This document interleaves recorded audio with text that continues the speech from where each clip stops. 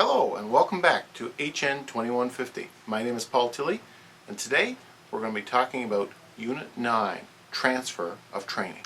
You know, despite all the effort that we've put in so far to determining what the needs are, doing the design, doing the planning, doing the development, it's all going to be for naught if the people who receive the training don't take it and use it in their jobs. So what we need to be able to do is to ensure that we get the most possible take-up, as it were, in terms of taking the skills that we're offering in the training and then getting the people who have received the training to apply those skills to the job. So our task in this unit is to figure out how best to do that and to employ the tools to ensure that that is done. After completing this unit, you're going to understand the things we can do in terms of maximizing training transfer. And we're going to look at the basic tools in terms of three basic levels. First, we're going to look at the trainee characteristics that are very important in order to ensure maximum transferability. The second thing we're going to look at is training design. What are some of the things we need to do in the design to ensure maximum transferability? And finally, we're going to look at the work environment and what are some of the things we can do in the work environment to ensure maximum transferability. So, let's get started. So first of all, we really need to describe exactly what is meant by training transfer. So training transfer refers to the application in the workplace of the knowledge and skills and attitudes learned during training. So it's very much an application of what was learned in the training to the workplace. So increasingly, organizations who undertake training are asked about the value of the training and to rationalize the value of training. These organizations need to know that the money they spend on the training actually results in positive change in the organization. A lot of research has been done in the training. Really, two basic points have been looked at as very important to the amount of transfer in order to get good transfer in terms of training. The first major point deals with the issue of generalization. Can a person generalize what was taught in the training and apply it to many different situations in the job place?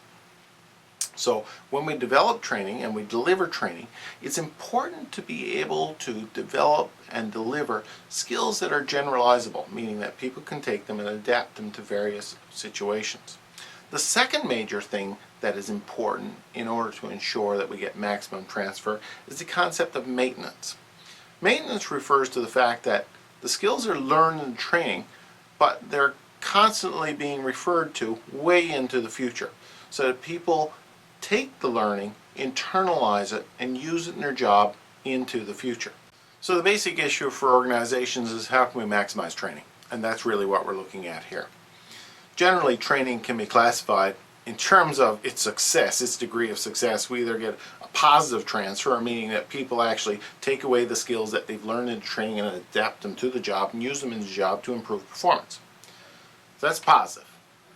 Or we could get no real effect, zero in fact. So people go off and do the training, and there's a certain level of performance before the training, and that same level of performance occurs after the training. So that's not much good, is it? So you send someone off to do training, you incur all that expense and time, and they come back and they do exactly the same things they did before. That's not so good. The worst case scenario is when someone comes back from training and employs skills that actually make them worse than they were before. This negative transfer could potentially occur in training where people learn bad habits, and those habits lead to a reduction in the productivity of the workplace, and that's something certainly we want to avoid. So the goal is to be able to get positive transfer, and the skills and the attitudes and all of the tasks that we're going to look at in this focus on how can we get positive transfer and ensure maximum positive transfer. So in order to get maximum transfer, we'll really look on three basic aspects of that. There are three contingencies that impact transferability. The first one deals with the trainee characteristics. What are some of the attitudes and approaches that the trainee takes that impacts how well they do in the training? A tremendous amount of research has been conducted over the years by organizational behavior people to determine what is it that really helps learning stick with people.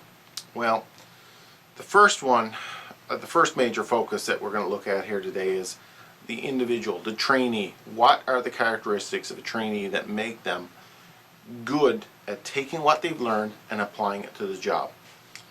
First and foremost, they have to have the cognitive ability. They have to have the understanding of what they're learning, an appreciation for what they're learning, and an ability to be smart enough to be able to take that and use it in the workplace. So cognitive ability is an absolute critical thing. So when we're doing our pre-training, we want to ensure that we get the right people with the right smarts in order to do this training.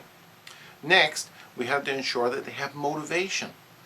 Motivated people are people who are going to take what they've learned, they're excited about it, and they want to use it in the workplace. So we have to ensure that the trainees are motivated and that we have to keep them motivated. The training has to be geared towards motivating people to say, what's in it for me? So you're going to do this training and you're going to ask me now, so why am I doing this? Well, if I told you that you get a better high-paying position because you do this training, you're going to be much more motivated to do it. Or if you're interested by what I'm talking about as a trainer, you're going to be much more motivated to learn. Or if I do things to make it beneficial for you to do that training, offer rewards of some way or another, a positive reinforcement, that's certainly going to be important for motivating you. We also have to look for people who have a tremendous amount of self-efficacy. And self-efficacy means just a belief in themselves. So if you bring people in who are not very confident and they don't have a good sense of their place in the organization nor their ability to do anything, they're not going to be such good at learning the material. However, if you bring people in who are saying, yes, I can do this, and that I have the skills and know-how to be able to learn this and apply this, that's going to lead to a much better result. So we have to, in our training, make sure we ensure that people are given that positive reinforcement and given the feedback to make them feel confident about what they're learning. And that will encourage better transfer. We also want to ensure that people got good attitudes. So we do everything we can to ensure people have a positive attitude towards the training, towards the job, towards the value of their work, and all of the things related to the work. Attitude is absolutely critical. Finally, a lot of research has been done into personality, and we've already dealt with that in an earlier unit with regards to some of the traits that make people eager, like open vessels ready to be filled. And these would include things like their sociability levels, if they're extroverts or introverts, their cognitive ability, their openness to change. All of these things are personality related things, and we want to make sure we get the right people with the right personalities in order to learn the right skills, to apply those skills to the workplace. So it's very important to be able to do those sorts of things. So as you can see, just in summary, the people who are doing the training are very much key to the success of the training.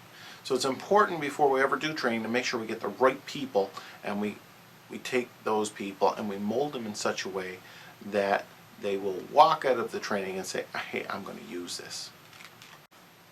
The next major feature that has been identified that's important to ensuring we get good transferability is the issue of training design. We have to make sure that a lot of work and effort goes into designing and developing good curriculum.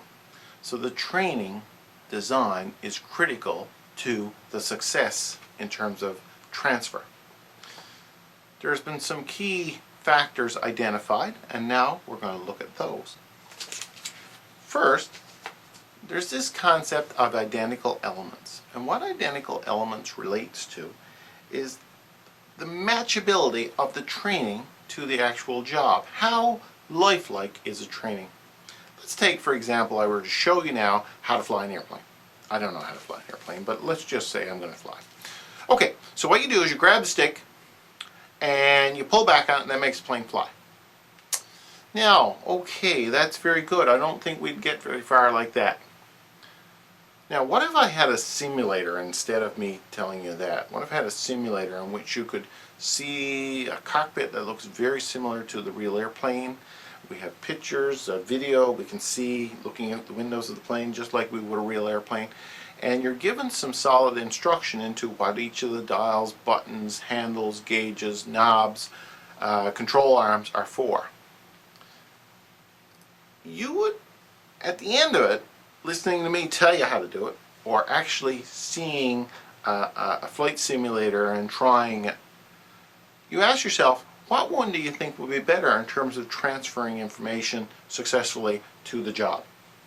Certainly, the training simulator would be more beneficial. And this is a concept that we call providing identical elements in training. So one of the things that we want to do with training is to make it as much lifelike as possible. If the job requires using certain tools, then the training should use those tools. If the job uses certain elements in terms of writing, arithmetic, and reading, then the training should imply those as well. You know, it's that connection of what you're training and the things you're using to do the training and what you're going to be doing on the job and the tools you're going to be using on the job. You want to be able to try to get a good reflection. This is why apprenticeship is really useful, because apprenticeship has a person actually working at the job. So you get a much tighter relationship between what's being taught and the actual job. These identical elements match much more closely. So in order for training to work well, we want to make sure we have as close to the real job as possible. If you're training computers, you have to use the computers in order to do the training. There's no sense to use flip charts or things like that to do the training. It won't work as well. So identical elements have been identified as a critical success factor in terms of training. We also deal with the concept of general principles. And general principles involves teaching trainees the general rules and the theory that are behind the use of application of training knowledge and skills. Let's think about carpentry, for example. Carpentry, the concept of Pythagoras' theorem, this is the sum of the squares and is the square of the hypotenuse. That basic theory, you can say, well, that's a very theoretical construct whenever we think of triangles. But if you understand that basic theory, you can apply that theory to any number of things when you're in construction. For example, building roofs, or building steps, or inclines, or things like that. If you have an understanding of Pythagoras' theorem, you can use that basic theorem for any construction project that involves building angles and measuring angles. And it can be very useful to someone if they understand the concept in many applications. So the generalizability of these basic concepts, or theoretical models sometimes are called in the social sciences, if you can take a theoretical model and generalize it to any number of events, then it is more useful to the trainee. So we think of all kinds of examples out there whenever we do training. We try to use general practices. For example, you're in college, you're doing a business course, and you're being taught basic accounting. Well, short of goodness, when you go to work, you're going to find that accounting is different in every workplace in terms of how they actually manage their books. But the basic principles of a debit and a credit, an income statement, and a balance sheet are consistent across the board. So our job here in the college is to teach you those basic concepts, and then when you go to work, you have to be able to apply those basic concepts generally to specific issues that you're dealing with. Another important feature in order to assist in getting this transfer of knowledge in terms of the training design is this concept of stimulus variability. That's a big fancy term that really means change it up a bit.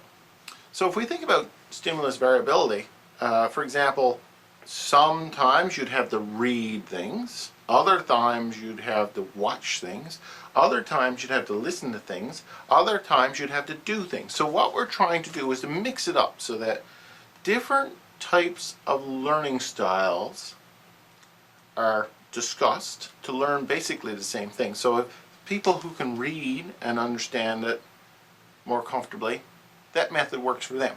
Or the people who can watch a video and understand it, that method will work for them. So you can have a host of different methods to teach basically the same thing, and depending on what people like or relate to best, that knowledge would get across. So switching it up in terms of the training, or this concept of stimulus variability, ensures that we get the most possible transfer of knowledge. The final point that's important in order to get maximum transfer is the the actual work environment that the person's going to go back into. So we've done the training, we've got the right personalities being brought in with the right skills, we're applying the right concepts in terms of the training design. Now that person goes into the workplace and they need to have support in the workplace in order to employ those new skills that they've learned in the training. So it's very important for the workplace to allow people to use the new skills that they've learned. So the work environment refers to the environmental factors incurred prior to, during, and after the training that will significantly affect learning transfer. So let's take a look at some of the summary items in terms of the work environment that can affect or impact transferability. First and foremost, we look at the pre-training environment. In the pre-training environment, we might ask ourselves, how does management react before the training? Are they agreeable to it? Are they open to it? Are they encouraging? If they are, then that's a good sign that you're going to get good transfer. If they're not, it's probably a good sign that you won't get good transfer. How about the post-training environment? Let's take a look at that. Well, the amount of support that supervisors give employees when they come back in order to be able to employ those new skills is absolutely critical to the success of the transfer. Without that support, very unlikely you're going to get transfer, and very unlikely that new skills are going to be employed. Another big issue deals with the training transfer climate. This refers to the characteristics in the work environment that can help or hinder trainees from applying their knowledge and skill. So if the climate is encouraging, then transferability is more likely to occur. If it's discouraging, then transferability is less likely to occur. We also have to think about the learning culture of the organization. Is the corporation, the company, the organization, the small business really geared towards coming up with new ways to do things and constant improvement? If we do things a certain way because we've always done things a certain way, and that any change from that is discouraged, it's very unlikely that any degree of training is going to have any real impact on the organization.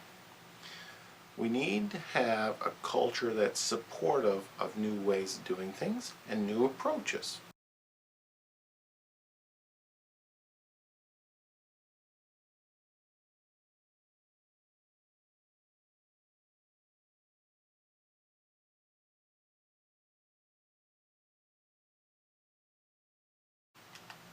So now that we've looked at some of the theory and the important things that need to be done in order to ensure that we get maximum transfer, let's do a little summary of some of the key roles that managers, trainees, and trainers can take on in order to ensure that that maximum transferability works. First of all, before the training. Let's look at it before the training. Management. It's very important that management have a good clue of who is best to send to the training. Let's get that screening done. That's management's job to do up front. And they should seek advice from people, for example, HR people, to who the best person is to send to that training. From a trainer's point of view, you should make sure the employees as well as the supervisors discuss the training and find out what the expectations of the training are. Have a clear understanding up front of what's expected. From the trainee's point of view, they need to find out the details of the training and discuss it with their supervisors and be open to learning. During the training, the managers should participate in the training and may even attend the training before the employees. Sometimes it's helpful for them to have a good sense for what's going to happen. They should also reassign the workload of the trainees to ensure that the trainees aren't actually penalized for doing the training when they go back.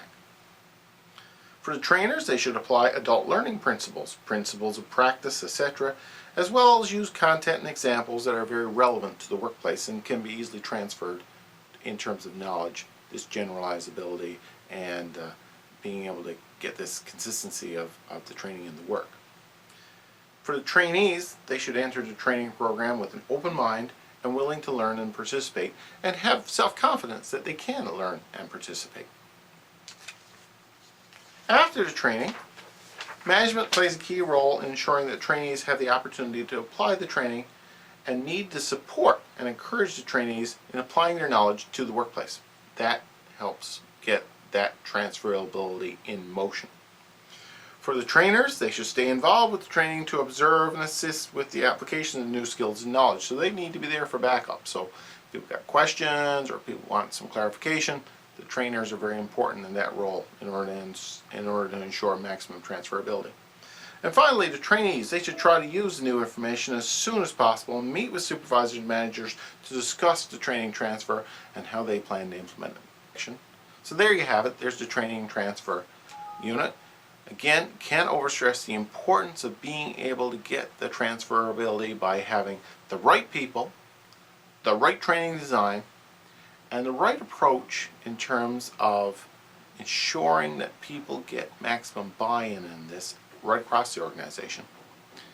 Once we have that, then more than likely our training will improve and decrease the gap, the training gap that has been identified in needs analysis. If you have any questions, let me know. Thanks.